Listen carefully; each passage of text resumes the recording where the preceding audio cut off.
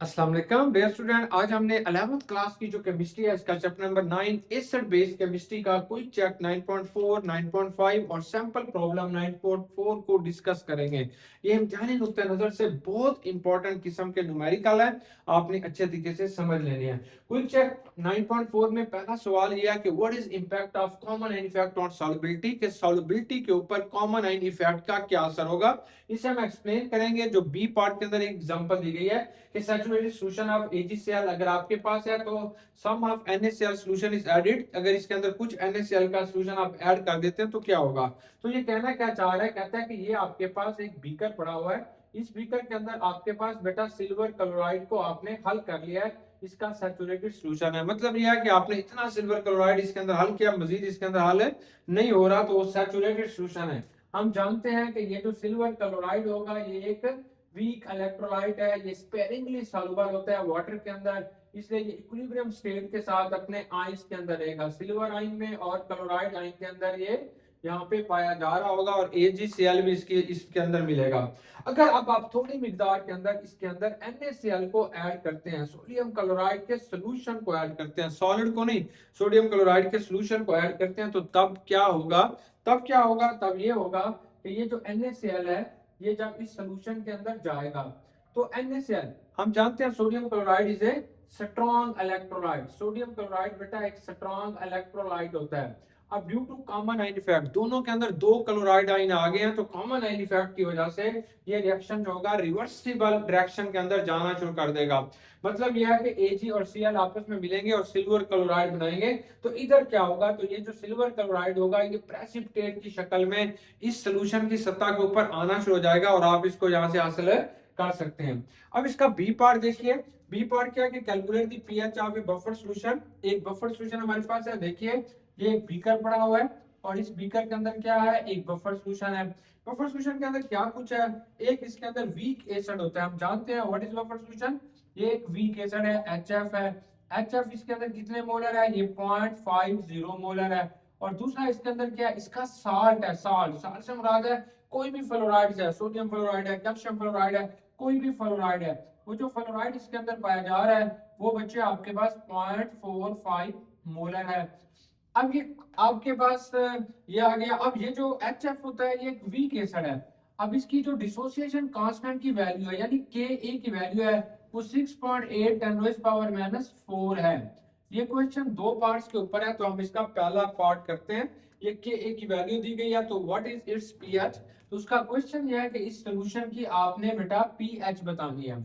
अब हम अपना फार्मूला यूज करते हैं जो बफर्स की पीएच हमें बताता है। तो क्या फार्मूला होता है, वो हमारे पास होगा पीएच बराबर है पीके।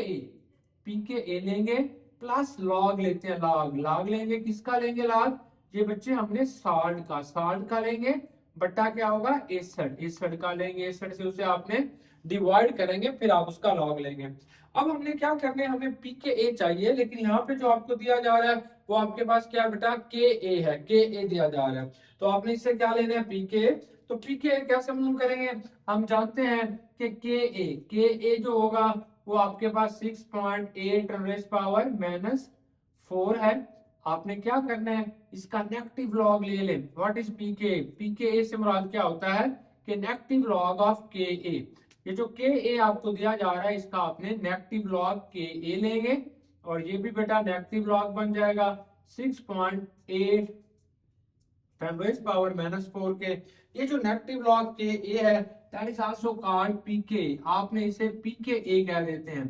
तो ये आपके पास पहले 10 का लॉग लेंगे तो ये माइनस माइनस 4 हो जाएगा, ये लॉग आएगा 6.8 का, ये आपके पास बेटा +4 हो जाएगा। फिर यहाँ से आपके पास जो जवाब आ रहा है वो तकरीबन हमारे पास आएगा 83, ये 0.83, तो इसका जो जवाब आ जाएगा ये आ जाएगा आपके पास 3.17। ये रकम आपने अच्छे तरीके से इसे याद कर लेनी है कि इसकी जो के ए की वैल्यू है वो 3.17 होगी। अब हमने क्या करना है, अब हमने सिर्फ इस फार्मूले को पुट करना है और इसका जवाब निकालना है। अब बेटा हमारा फार्मूला क्या था उसको हम दोबारा लिख लेते हैं। तो हम कहेंगे कि पीएच, ये पीएच बनेगा, पीएच बराबर है पीके ए बनेगा प्लस लॉग आएगा साल्ट ओवर एसिड आएगा। अब पी के एक आपने निकाल लिया है 3.17 है, तो यहाँ पे आपने 3.17 लिखेंगे, ये लॉग आएगा। लॉग साइड की जो अमाउंट आपको बताई गई है वो 0.045 है, 0.045 है, और जो एसिड है इसकी क्वांटिटी कितनी है 0.050, यानी 0.50 इसकी अमाउंट आपको बताई गई है। अब दोनों को आपने डिवाइड करें, ये 3.17 है प्लस लॉग लेने से पहले जब दोनों को डिवाइड करते हैं तो इनका जवाब आता है 0.9 का जो लॉग होगा बेटा वो हमारे पास आ रहा होता है माइनस में आएगा, और ये 0.046 ये इसकी वैल्यू है, कैलकुलेटर से आप इसे कैलकुलेट कर सकते हैं। तो ये 3.17 है, इसके अंदर से आपने किसको डिवाइड कर देना है 0.46 को आप निकाल लेंगे। जब आप इसको निकाल देते हैं तो इसका जवाब जो आपके पास आ जाएगा वो 3.12 आएगा, 3.12। मतलब ये जो सोल्यूशन है इसकी जो पीएच आपके पास होगी वो 3.12 होगी, जो आपको दिया गया है ये सोल्यूशन। अब इसका बी पार्ट हम हल करते हैं, ये इसका ए पार्ट था। अब बी पार्ट क्या है कि यही वाला जो बफर सोल्यूशन आपको दिया जा रहा है, यही वाला जो बफर सोल्यूशन बेटा आपको दिया जा रहा था, इसकी पीएच आपने अभी निकाल ली है, कितनी आई है 3.12 आई है। आपने क्या किया कि इसके अंदर 0.4 ग्राम NOH डाल देते हैं, 0.40 ग्राम क्या डाल देंगे NOH। तो सबसे पहले हम देखते हैं कि ये 0.40 ग्राम NOH कितने मोल होते हैं। तो आप जानते हैं कि गिवन मास इसका ये है, NOH का जो मोलर मास है वो 40 है। कैसे आया, सोडियम का 23 होता है, ऑक्सीजन का 16 होगा और हाइड्रोजन का 1, ये 40 होगा, ये 0.1 है। तो आपने क्या किया कि जिस सोल्यूशन की pH 3.1 थी, इसके 3.12 है, इसके अंदर आपने बेटा 0.1 मोलर NOH डाल दिया। अब बताओ pH के साथ क्या होगा। देखो ये एक आम सी बात है कि ये आपके पास पहले जो HF था, हाइड्रोफ्लोरिक एसिड की यहाँ पे जो क्वांटिटी आपको दी जा रही है वो हमारे पास है 0.50 मोलर, और ये जो आपके पास फेनोलाइड आयन था ये कितना था, ये 0.045 मोलर। अब आपने इसके अंदर 0.1 मोलर NOH डालते हैं, तो देखें ये HF था, जब इसके अंदर आपने NOH डालते हैं, NOH डालते हैं तो ये 0.5 था। अब NOH इसमें कितना आपने डाला 0.1 मोलर, ये इतना कम हो गया, इसने इसके साथ रिएक्ट किया तो इतनी इसकी मिकदार क्या कर दी, कम कर दी। अब क्या चीज ज्यादा आएगी, वो आपके पास NaF ज्यादा हो जाएगा, NaF।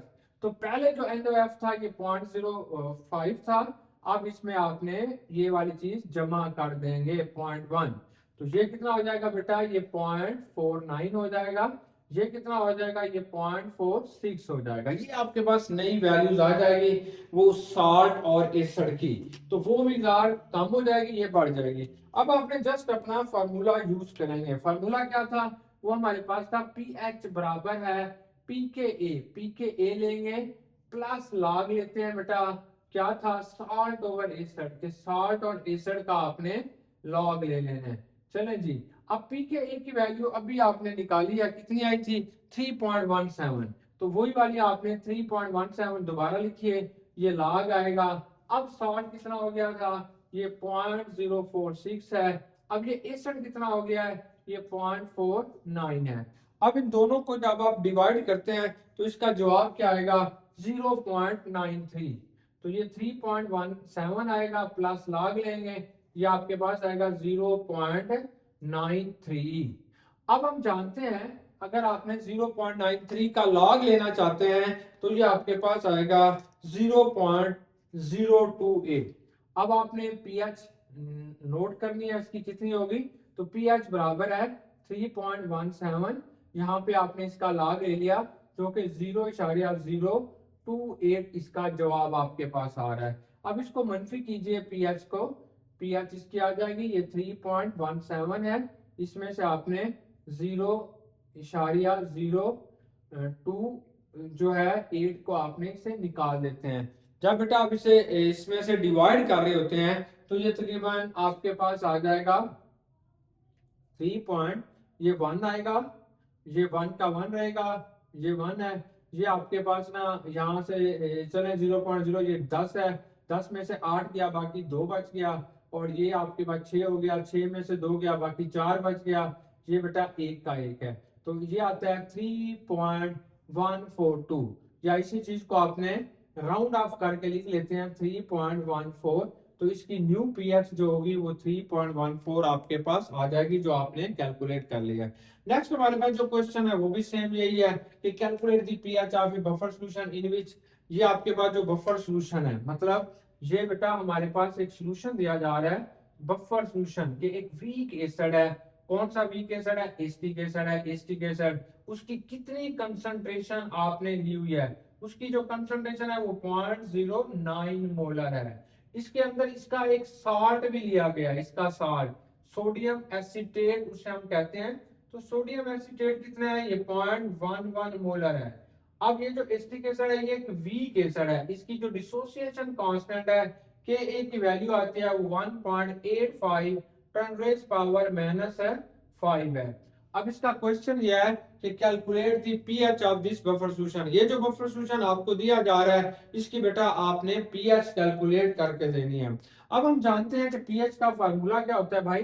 पीएच का फार्मूला वही होगा पहले जो आपने लिखा है, पीएच बराबर है पी के ए, जहां पे आप लिखोगे लॉग, लॉग ले लेंगे किसका लॉग? साल्ट ओवर एसिड, कि जो भी साल्ट आपको दिया गया है उसके एसिड के साथ आपने उसे डिवाइड कर देंगे, तो ये इसका फार्मूला आपके पास आएगा। अब हमें के ए की वैल्यू तो दी गई है, आपने किसकी कैलकुलेट करनी है? पी के ए की। तो पी के ए को कैसे कन्वर्ट करेंगे? के ए को हम कहते हैं टेकिंग नेगेटिव लॉग, तो ये नेगेटिव लॉग के ए लेंगे, तो ये बेटा आप क्या कहेंगे? नेगेटिव लॉग लेंगे किसका? 1.85 का 10 रेज़ पावर -5 का। अब आपके पास ये क्या बन जाएगा? ये पी के ए बन जाएगा। ये क्या होगा? माइनस लॉग लेंगे, पहले आपके पास 10 की ताकत -5 का लेंगे, फिर आपने जमा करना है, लॉग लेंगे 1.85 का।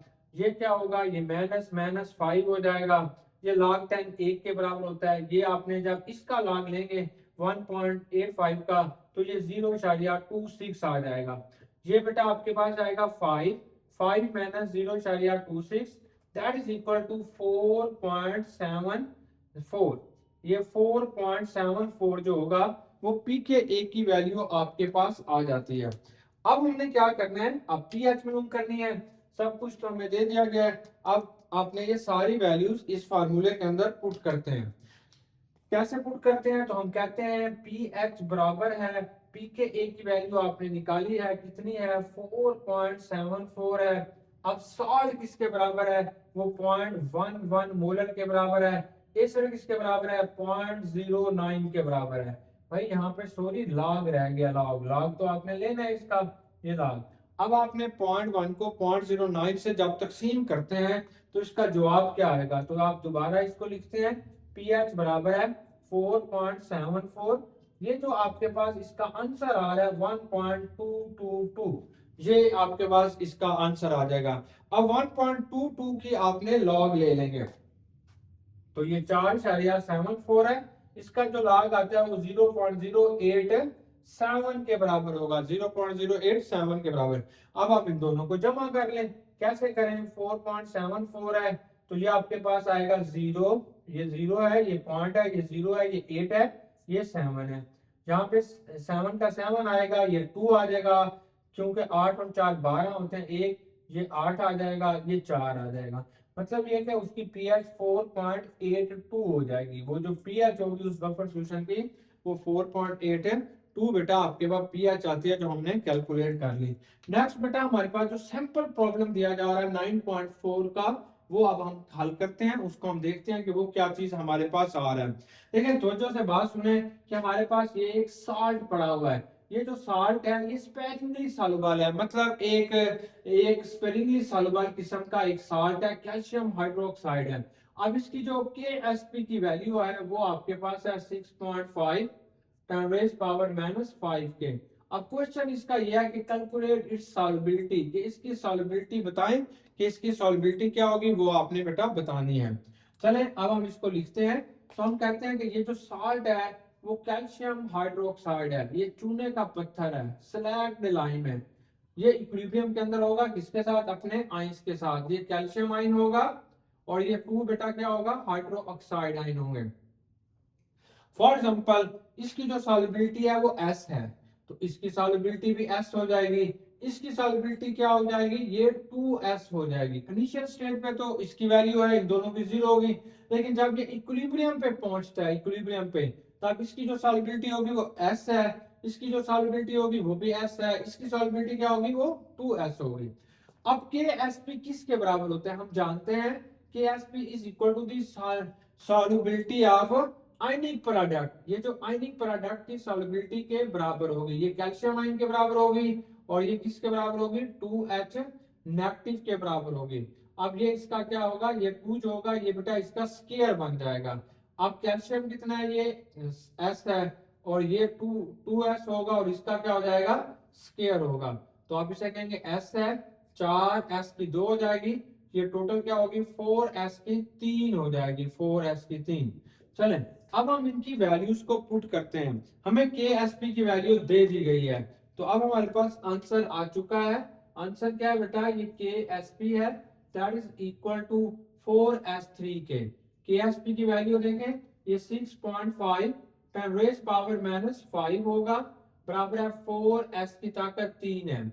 अगर ये S की 3 रह जाए, 4 को इसके नीचे ले आए, तो 6.5 10 रेज पावर -5 डिवाइडेड बाई 4 के, 4 से जब आप इसे डिवाइड कर देते हैं तो इसका जो जवाब आपके पास आएगा 1.625 10 रेज पावर -5 हो जाएगा, इंटू S की ताकत कितनी होगी बेटा, 3 हो जाएगी।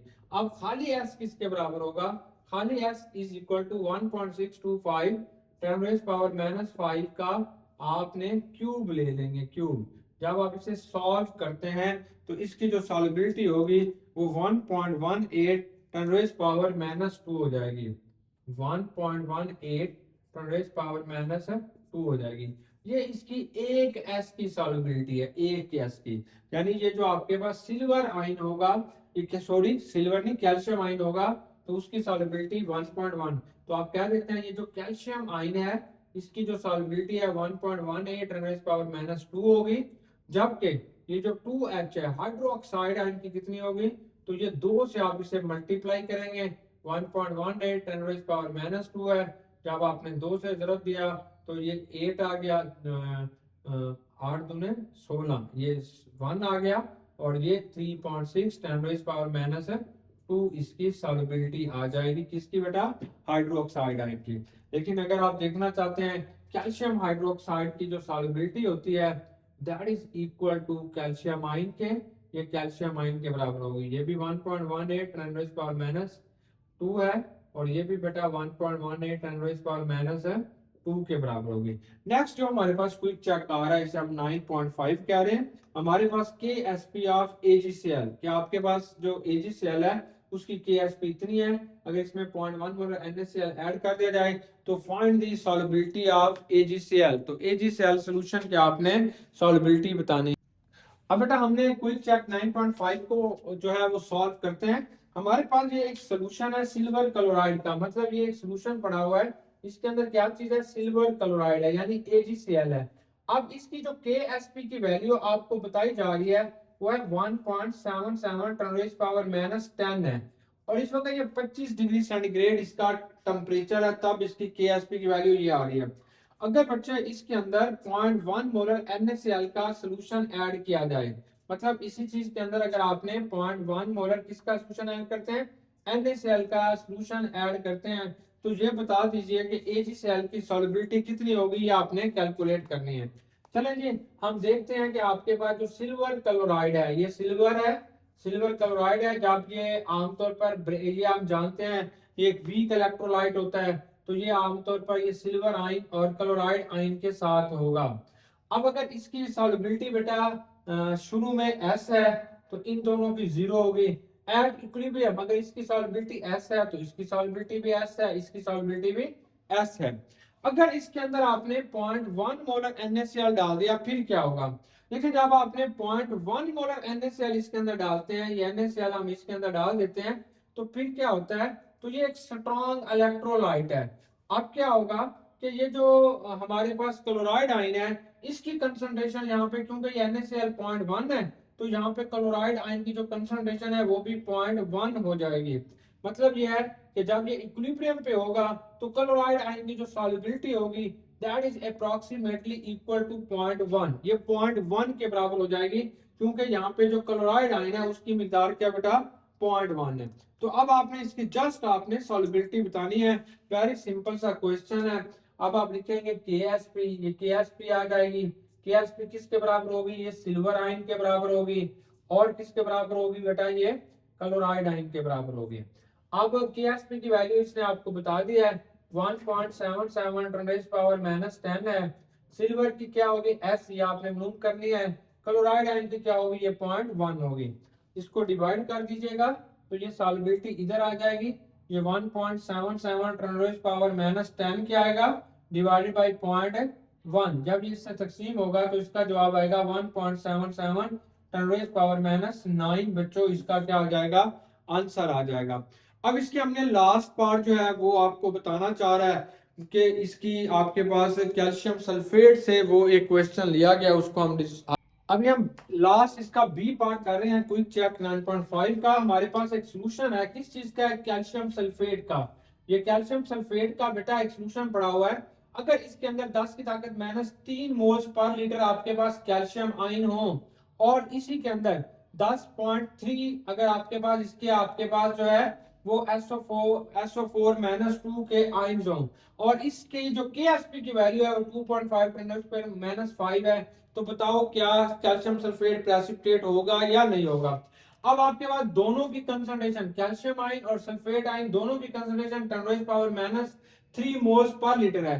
तो अब आप कहेंगे इसमें एक की आयनिक कंसंट्रेशन कितनी होगी, कि आयनिक कंसंट्रेशन ऑफ ईच, के हर एक की आयनिक कंसंट्रेशन कितनी होगी 10 है, डिवाइडेड बाय आपने 2 कर देना है। तो इसका जवाब क्या आएगा 5 × 10 मोल्स पर लीटर, इसका बेटा आपके पास क्या आएगा जवाब आएगा।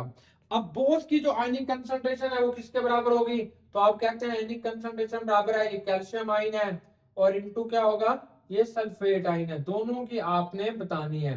कैल्शियम आयन की कितनी है 5 × 10 है, जरा जमा ये प्लस करेंगे बेटा, सॉरी ये मल्टीप्लाई हो रहा है, फिर दूसरा क्या आएगा 5 × 10 दोनों को जब आप मल्टीप्लाई करते हैं तो इसका जवाब आएगा 2.5 10 मोल स्क्वायर, और डेसीमीटर क्यूब का -6 आ जाएगा। अब ये आपको कहना चाहता है क्या वो सॉल्यूशन जो है वो प्रेसिपिटेट होगा या नहीं होगा। तो देखिए हमारे पास जो KSP की वैल्यू है वो आपके पास क्या है ज्यादा है, लेकिन ये जो इसकी वैल्यू आ रही है वो आपके पास क्या है कम है।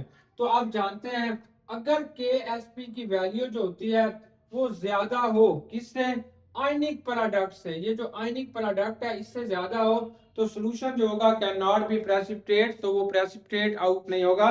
तो आप कहेंगे इस रिएक्शन में कैल्शियम सल्फेट जो होगा वो प्रेसिपिटेट की शक्ल में सत्ता के ऊपर है नहीं आएगा, क्योंकि इसके जो आयनिक प्रोडक्ट है उनकी वैल्यू जो है वो KSP से कम है।